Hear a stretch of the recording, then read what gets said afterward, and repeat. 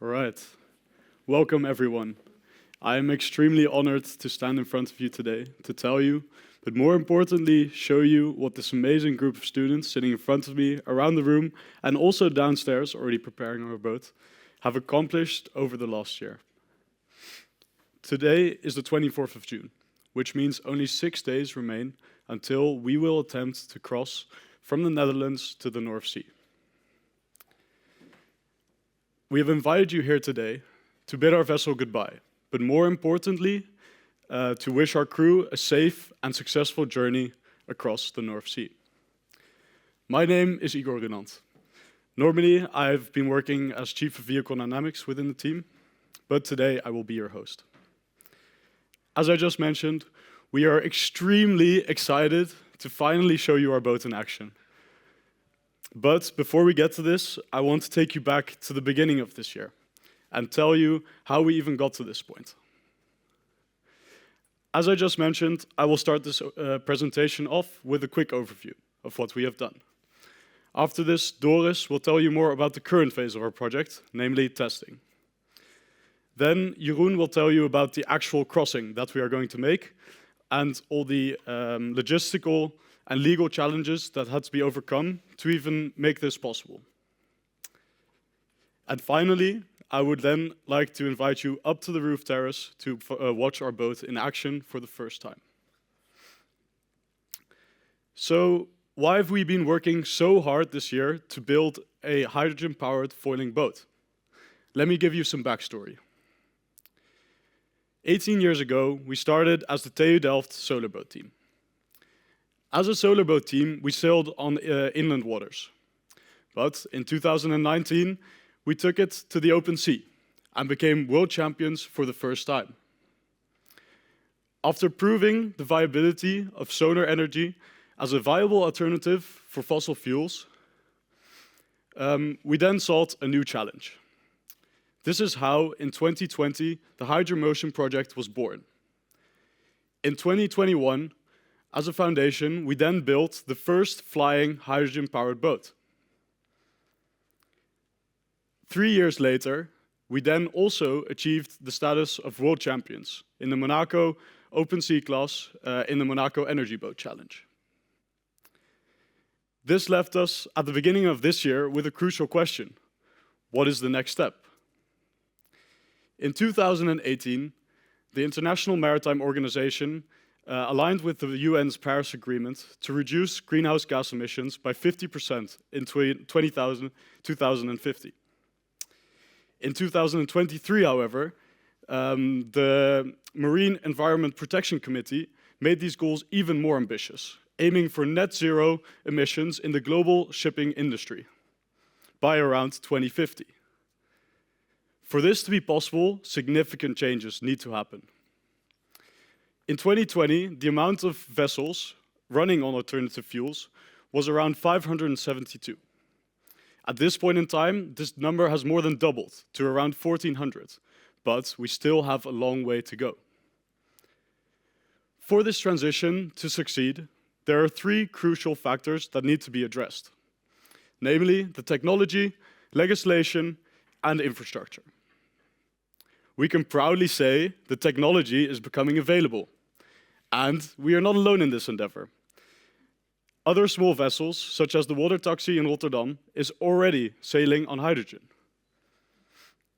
Next to this, large yachts, as well as transportation vessels, are currently being developed that run on hydrogen. Consecutively, different projects are looking into retrofitting old vessels with greener fuel alternatives.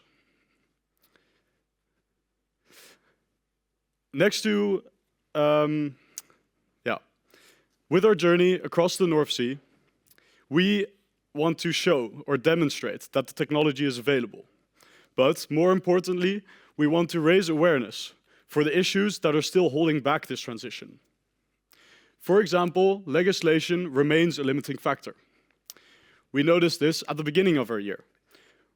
When we first called the Port of London to ask them if we were allowed to sail with a hydrogen-powered vessel on the Thames, and about the rules and regulations regarding this, they simply answered, they do not exist. In order for the industry to be able to invest and develop the infrastructure, clear legislation needs to exist. The next step is then to further develop this infrastructure. Currently, the amount of green hydrogen that is produced annually is around 0.1 million tons. Comparatively, the amount of green hydrogen that would be required by the shipping industry globally is around 95 million tons. As you can hear, this is a significant difference. So big steps still need to be made. Next to this, the harbors need to be retrofitted to allow for fueling possibilities for these ships. We have noticed now with our boat that we have to lift it out of the water, put it on a trailer, and drive to a tanking station in order to fill up our hydrogen. Okay, I hope I've made clear what our motivation for this project actually is. But now I want to take you back to the story of our team and tell you how we got to this point in time. About 11 months ago, we started as a group of 23 strangers.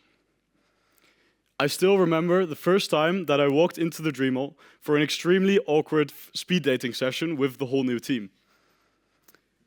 This initial unease was quickly gone as we jumped straight into our project. Every day together in the Dream Hall quickly shaped us into a well-rounded team and maybe more importantly, a close group of friends. After deciding what we wanted to do in the first couple of weeks of our project, we dived right into the design. This was the moment when all our wild ideas started taking shape. A cartoon-like looking drawing of a flying boat turned into a 3D design, a complete 3D design, with more than 1,000 components, not even including all the embedded components smaller than a millimeter. Once we had finished our design, we then moved on to production. In no less than 3 months, we created a complete hull, milled and lathed and CNC'd all of the components for our mechanical systems, built an entire new battery, and soldered a lot of PCBs. Once we had all these components finished, it was time to finally build and assemble the boat that had been on our laptop screens for the last 5 months. This brings us to where we are now, in Scheveningen, ready to finally show you our boat in action for the first time. You must be asking yourselves, okay, the boat has been finished for a while now, so what have you guys actually been doing? To answer this question, I would like to invite Doris up to the stage.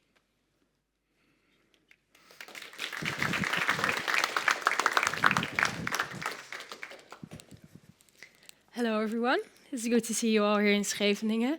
My name is Doris and I will tell you a little bit about our testing phase.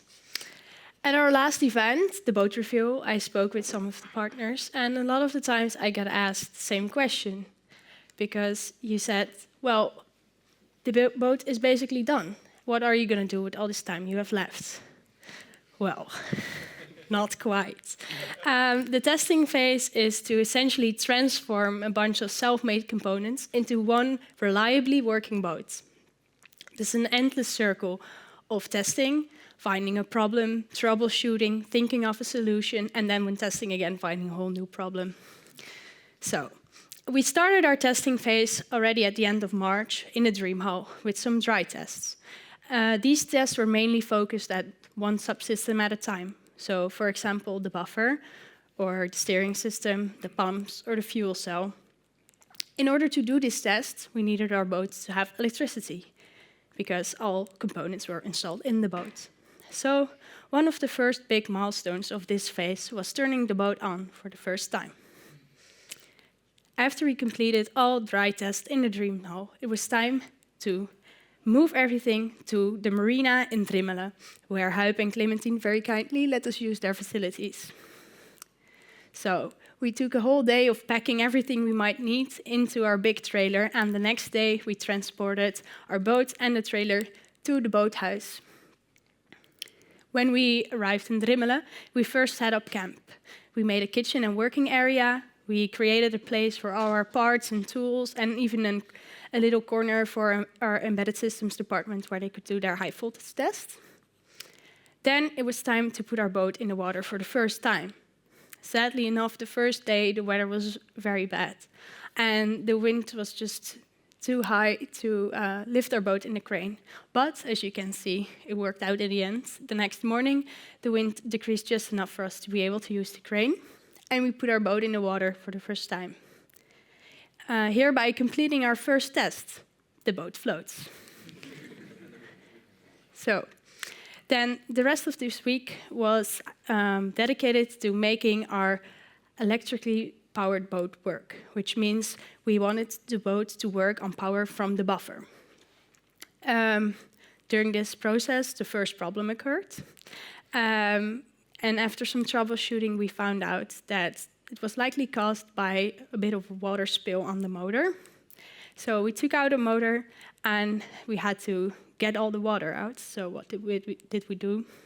Renzo put the motor in the oven, baked it for a couple hours, and then all the water was out.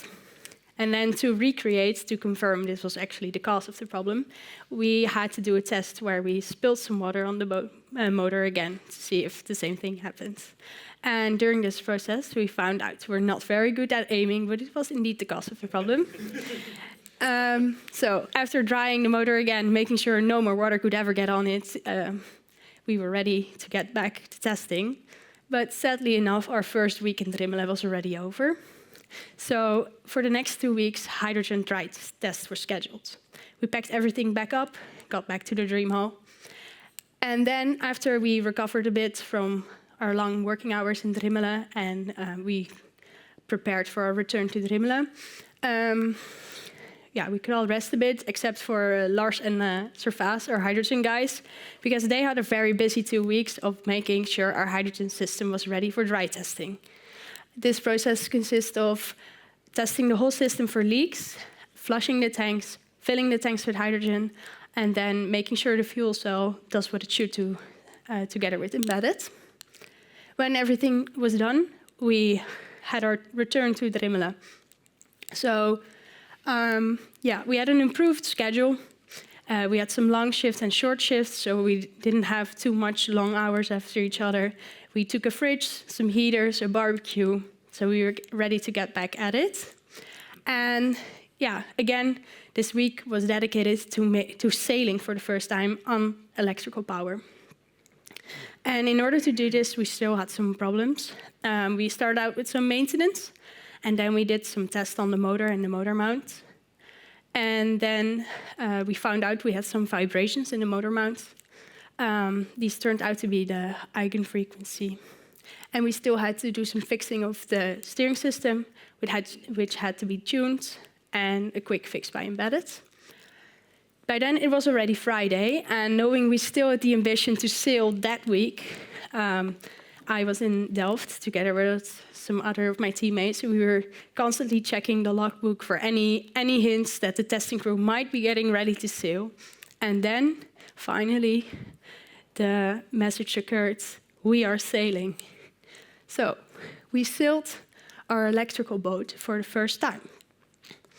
Then, it was time for the next step, because from an electrically powered boat, we moved on to a hydrogen-powered boat. And sadly enough, this is easier said than done. So this week became one of the most frustrating ones, as we still had to fix a more permanent fix for the motor mount vibrations. We had trouble with the motor controller, and the biggest trouble of all was the fuel cell, which kept giving us the same error over and over again. So after a lot of troubleshooting, various tests, and rearrangement of the cooling loops, at the end of the week, we were still nowhere and the issue was not fixed. So after a weekend full of fuel cell induced nightmares, we started again on Monday. And by then we had the idea to take the angle grinder, replace the heat exchanger from one compartment to the other, do some rearranging of the cooling loops. And we worked well into the night. And suddenly the problem seemed fixed. So the next morning, we confirmed that this was actually a good solution and everything worked, and we were ready to get sailing again. So on the 28th of May, we first sailed our hydrogen-powered boat. Then we spent the rest of the week on the water and doing as much tests as possible. So during the long hours while sailing, we found some more problems. We worked on the reliability by fixing every problem that occurred. And we became actually quite efficient because we took our laptops on the boat, programming, and everything something went wrong. We put a new code in the boat directly while sailing so we could keep testing. Then, at the end of the week, we took the boat out of the water for some maintenance and to put our foils on because we also want to go foiling. Some of you might remember as when we put the foils on, we were doing the height control test, and it was actually the partner day. So some of you might have been visiting us in Drimmelen. So first we did some tests of turning on the height control system while sailing, and then quite suddenly we were actually ready to take off. So we took off on our first try, and we were foiling. Yeah, quite amazing. So then the rest of the week we used to tune our height control system and to train our pilots, because it's not just a normal boat you're sailing. And then our time in Drimmelen was over. So we took everything and we had a moving day again. And then we were here in Scheveningen, where we completed our last test, which is exposing our boat to the waves of the North Sea. So that brings us to this moment, where we are at the end of our testing phase.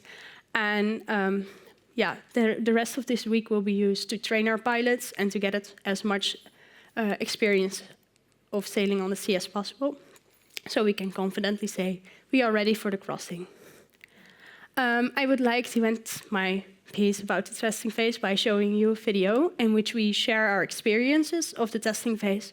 And I would like to thank you all for being our partners, because without your support, this project would not have been possible.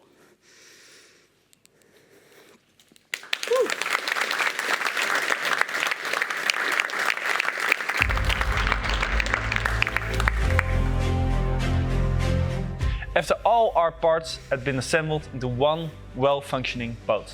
Every subsystem had to be tested to ensure its functionality, endurance and reliability.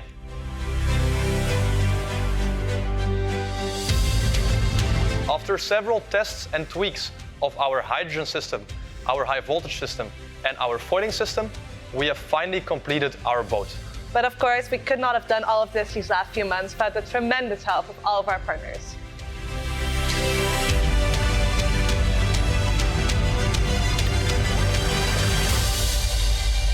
But what do industry experts and professionals think of our mission to propel the maritime industry to a more sustainable future? Well, the current sustainability of the maritime industry is not sustainable. It needs to improve and it needs to happen quickly. Well, the maritime industry, especially the shipping, is still based on fossil fuels, largely. And the transition to sustainable fuels is only just starting. I think the main challenge is finding a new energy carrier for the future, which is very exciting because sustainable energy carriers are inherently less energy dense than diesel and other energy carriers. Obvious, there is no silver bullet. We need a lot of different techniques and measurements to make the industry more sustainable. And hydrogen is definitely forming a big part of that in the future, I'm convinced. And we need to work together to make the solutions truly sustainable from the production till the end where we are consuming the hydrogen. What we see nowadays is that all the ship owners are looking for the next generation vessels in design, but also in propulsion, and of course in the fuel. We want to be on the edge of technology, and that's why we think it's very important that students explore the edge of technology, just to see what is possible. The importance of students having this type of project is paramount, I think, so that they are able to learn these things and experience these things while studying makes them so much better prepared for the future when they can go out there and actually make the implementation of the innovations in the market and in the industry. Hydrofoil technology is one of the key enablers for zero-emission sailing, which is also very unique about the Hydromotion team boat. This boat sails fully zero-emission. A project like this for sure is important. Yeah, it really inspires the industry, but it also inspires a younger generation of engineers. All the students that contribute to the various teams end up being an ambassador of a more sustainable maritime industry, which is very good. They all find their ways, one way or the other, in the maritime industry or in the technical world. And it's good to see that all these people believe in a more sustainable maritime industry. I think we all have a responsibility to think about our future and how we're going to solve big energy transition questions. So this is one big part. Well, I think the future of the energy transition is all about collaboration. When I saw the boat with all of these logos, and I realized that all of us are contributing to this really interesting and necessary project, then we are all cooperating to support these students. There are lots and lots of very old ships in the world that need to be replaced by zero-emission ships, so there's a lot of work to be done there. This team of young engineers, in cooperation with all the companies involved, show what can be done in a relatively short period, developed a boat that clearly gives us a little view of the future, which is very hopeful and encouraging, I would say, and helps to contribute to a better and brighter future for next generations to come.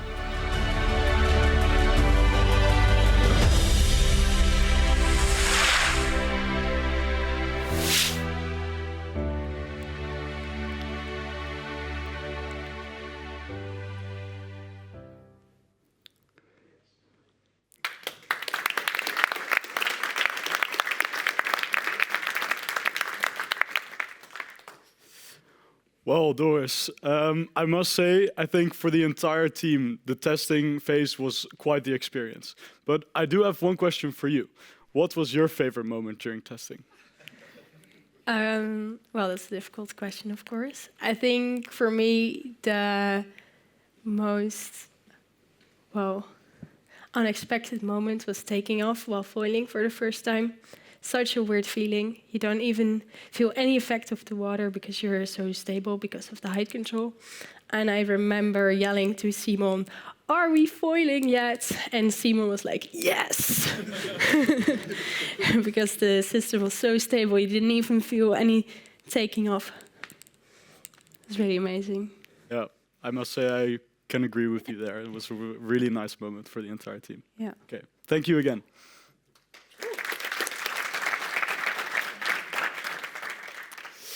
So, as you've heard, we have not been sitting still for the last 2 months. This testing phase was really where everyone and everything had to come together to create a well-functioning, foiling, hydrogen-powered boat. Now we have reached the moment in our year that we've been looking forward to this entire year. But, of course, an operational vessel is important for crossing the North Sea, but it's not the only thing that we need to look at. To tell you more about the legal, logistical, and safety aspects that we thought about for our crossing, I would like to invite Jeroen up to the stage.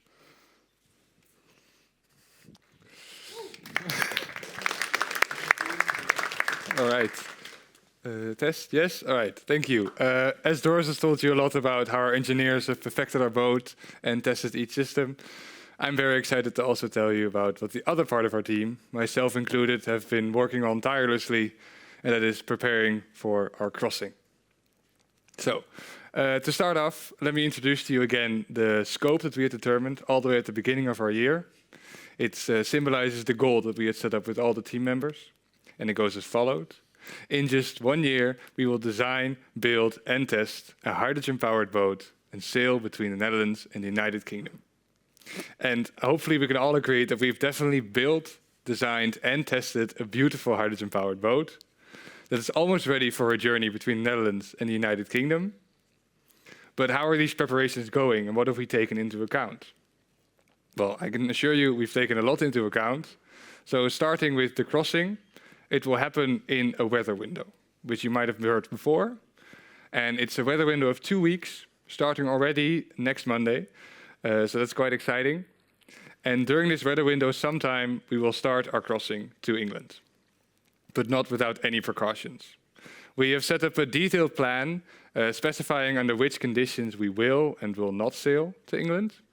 And these conditions include a significant wave height of almost a meter high and wind speeds of up to 30 kilometers an hour, but also things like the severity of rainfall and the visibility and the fog and even the tides. So once all these conditions are met, we will start sailing, of course. And during our crossing, we will split off into two parts. Oh, sorry, that's not what I was going to say. So we will start sailing to the United Kingdom, and then during our crossing, we will split into two teams. These teams will be the sea crew and the land crew. And these names are, of course, quite self-explanatory, as the sea crew will be the team that is on duty at sea, and the land crew will be on land. So the sea crew will either be piloting our boat itself or assisting from the support vessel. So they will consist of the pilots and the co-pilots, but also a communicator who will lay the contact lines between the two vessels. There will be some embedded systems engineers who will provide their expertise and will monitor the live data of our boat. And there will also be an exposure team on sea, which will make sure there's actually some footage and a story to show for. Then the other part of our team will be part of the land crew, and they will drive by car along the coast and will eventually cross the United Kingdom using the Eurotunnel. They will consist of myself as a logistics coordinator of the crossing, but there will also be people monitoring the weather and the safety conditions of our boat. There will be people driving, of course, driving the trailer and all the equipment that has to be taken with us, and also an exposure team on land, so that we actually publish the information so that you all are kept up to date. So I've told you something about the conditions we're taking into account of our crossing and how we're splitting up the team. But of course, the next important part is the route we're taking to the United Kingdom. And the route we're taking to the United Kingdom has been, the exact waypoints have been determined with experts on the sea. And our true mastermind behind the route and the strategy of our crossing, Thijs, has made a collaboration with our graphic designer, Jules, in the form of an animation that I'd like to show you now. And hopefully it will tell you much more about the route and how we're crossing to the United Kingdom. So I hope you enjoy. Hi there, my name is Thijs van Waveren and I will tell you all about the practicalities of our crossing to the United Kingdom. The boat will leave from the harbour of Hoek van Holland. And the boat is prepared here one day in advance so we can leave at the right weather conditions. We will sail along the coast of the Netherlands with a distance of around 20 kilometers beside the coastline. The sailing course is determined keeping in mind different obstacles in the North Sea, like wind farms, sandbanks and busy shipping lanes. Along the route, we have contacted several harbours where we could fall back on if any technical support is needed that cannot be done on the open waters. These locations also consist of overnight accommodation if we would need to spend the night. The land crew will drive along the coast and along these harbours to provide technical support if needed and help with communication and exposure. At the end of the first day, we will be crossing the open waters to the United Kingdom. When the sea crew begins the crossing, the land crew will take the Eurotunnel to Folkestone. Our first planned stop will be at the harbour of Ramsgate, where we will dock the boat, check all the systems and spend the night. We will prepare the boat and team for the next day, so we can safely continue our journey to London. On the second day, we will continue our journey, departing from Ramsgate. We will then sail along the coast of the United Kingdom to the estuary of the Thames. Then we will sail the Thames all the way to London. Our boat will communicate via our co-pilot to the communicator on the support vessel, which will then communicate to our communicator on land. This is so that we can ensure all systems are running correctly and safely navigate to our destination. Before entering the UK, we will stay in touch with the border control and Coast Guard to ensure a safe arrival. Upon reaching the Thames, the boat will set sail to the harbour of South Dock Marina, where it will successfully reach our scope. By doing so, we will become the first ever fully hydrogen-powered boat to cross the North Sea.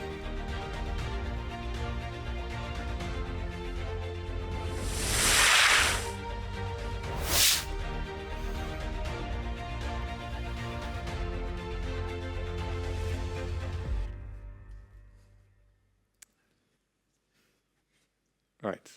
Yes, thank you. I just figured out the information I missed. We are indeed crossing in 2 days to ensure that we are traveling during daylight. But to close off my short part of this presentation, I'd also like to highlight the legal and the logistics part of our crossing. Our safety officer Liam has also prepared a lot of elaborate protocols and preparations to ensure that our exciting journey can happen as safely as possible.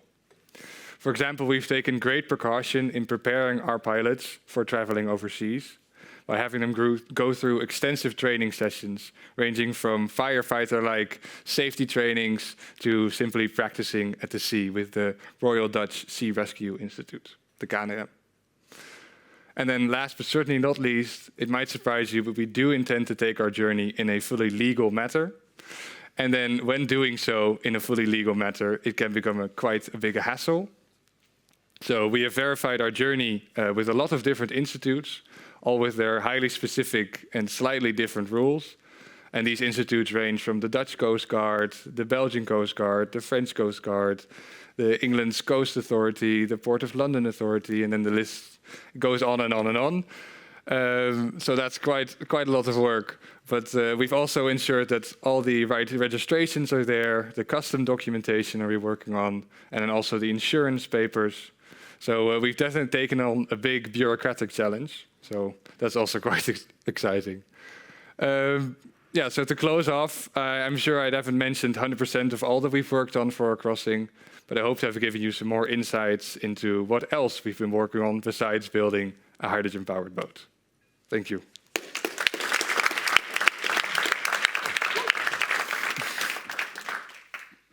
Wow, Jeroen.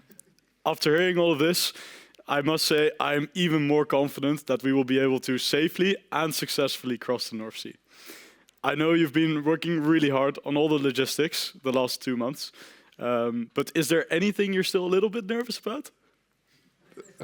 Well, no, of course not, but no, we're still working on a lot of final touches so that everything really happens as smoothly as possible.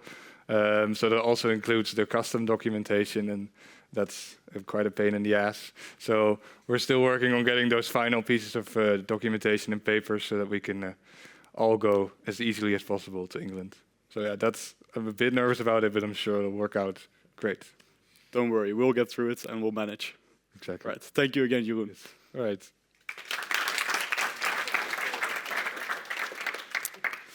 Well, with all the contingency plans that the crossing committee has prepared, I really think the only thing left for us to do is to start our journey in around 6 days.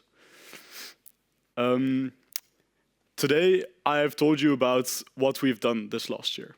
Doris then continued talking about the testing phase, what we're currently in, where we actually got all of our systems working. And Jeroen told you about how we plan to take on the challenge of actually crossing the North Sea. I started off this presentation with the promise of showing you our boat in action, and I'm happy to say we are nearly there. As a final note, I would like to thank all of you for being here today and for the endless support of our partners. Without the knowledge and resources that you provide to this team, this would have never been possible. Okay, now we're really nearly there. After this short video, I would like to invite you all up to the roof terrace to finally watch our boat sail. And after this, you can grab some lunch in this room. Thank you again and enjoy.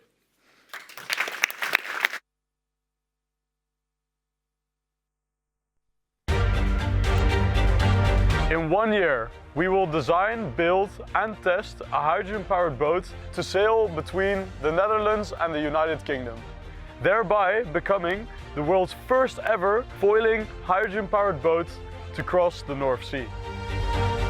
Only 11 months ago, we began our year without any experience in designing or building a hydrogen-powered boat. But we needed only one thing: the will and dedication to just do it. We have designed. We have built. We have tested. We're now ready to show our boat's capabilities. During our weather window, in the first 2 weeks of July, our boat will set sail into the horizon and be the first ever fully hydrogen-powered boat to cross the North Sea from the Netherlands to the United Kingdom. We are the TU Delft Hydromotion team. Welcome aboard the next wave.